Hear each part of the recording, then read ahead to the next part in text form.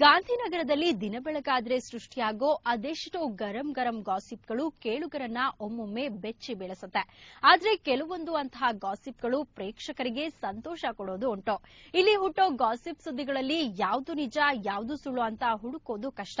ಯಾಕಂದ್ರೆ ಕೆಲವೊಮ್ಮೆ ನಿಜವಾದ ಅದೆಷ್ಟೋ ಸುದ್ದಿಗಳು ನಾನಾ ಕಾರಣಗಳಿಂದ ಕೇವಲ ಗಾಸಿಪ್ಗಳಾಗಿ ಬಿಡ್ತವೆ. ಇಂತಹ ಸಾಕಷ್ಟು ಹೊಸ ಗಾಸಿಪ್ಗಳನ್ನ ನಿಮ್ಮ ಮುಂದಿಡೋದೇ ಈ ಸ್ಯಾಂಡಲ್ವುಡ್ ಬೀಟ್.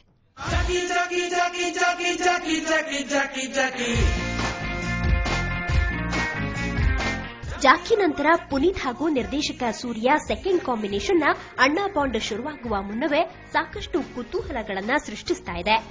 ಮುಂದಿನ ತಿಂಗಳು 7ರಂದು ಶುರುವಾಗಲಿರೋ ಈ ಚಿತ್ರದಲ್ಲಿ ಅಪ್ಪುಗೆ ಜೋಡಿಯಾಗಿ ಪ್ರಿಯಾಮಣಿ ಹಾಗೂ ನಿಧಿ ಸುಬ್ಬಯ್ಯ ಆಯ್ಕೆಯಾಗಿದ್ದಾರೆ.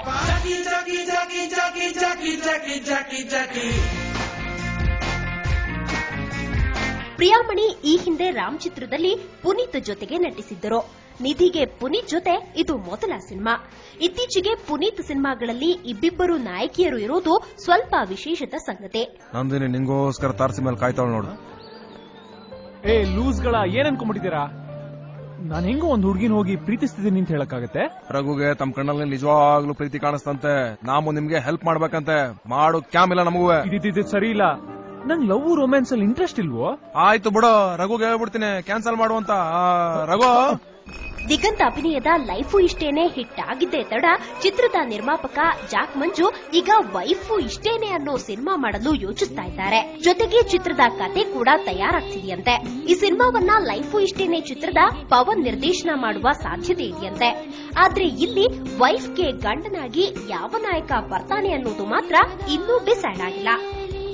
ಊರಿಂದ ಓಡಿ ಬಂದ ಜೋಗಿನ ಅಲ್ಲಾರಿ, ಓಮಿಂದ ಎದ್ದು ಬಂದ ಸತ್ಯನು ಅಲ್ಲಾರಿ, ಹಳ್ಳಿಯ ಸೀದಾ ಸಾದಾ ಮೈಲಾಪುರ ಮೈಲಾರಿ. ಮೈಲಾರಿ ಚಿತ್ರದಲ್ಲಿ ಪುನೀತ್ ಹಾಡಿರುವ ಊರಿಂದ ಓಡಿ ಬಂದ ಹಾಡು ಹಿಟ್ ಆಗಿದೆ ತಡ ಗಾಂಧಿನಗರದ ಸಾಕಷ್ಟು ಮಂದಿ ಪುನೀತ್ ಹಿಂದೆ ಬಿದ್ದಿದ್ದಾರೆ. ಇತ್ತೀಚೆಗಷ್ಟೇ ಗಣೇಶ್ ಅಭಿನಯಿಸಿರುವ ಶೈಲು ಚಿತ್ರದ ಒಂದು ಹಾಡಿಗೆ ಪುನೀತ್ ಧ್ವನಿ ನೀಡಿದ್ದರು.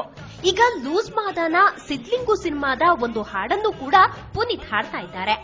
ಲೂಸ್ ಮಾದ ಈ ಹಿಂದೆ ಹುಡುಗರು ಚಿತ್ರದಲ್ಲಿ ಅಪ್ಪು ಜೊತೆ ಅಭಿನಯಿಸಿದ್ರು. ಒಟ್ಟಲ್ಲಿ ಕನ್ನಡದ ನಂಬರ್ 1 ಸ್ಟಾರ್ ಪುನೀತ್ ರಾಜ್ಕುಮಾರ್ಗೆ ಇರುವ ಸಕ್ಸಸ್ ಅನ್ನ ಬೇರೆ ನಾಯಕರು ತಮ್ಮ ಚಿತ್ರಕ್ಕೆ ಹಾಡಿನ ರೀತಿಯಲ್ಲಿ ಬಳಸಿಕೊಂಡು ಪ್ರಚಾರ ಗಿಟ್ಟಿಸುತ್ತಿದ್ದಾರೆ ಅನ್ನುತ್ತಿದೆ ಗಾಂಧಿನಗರ.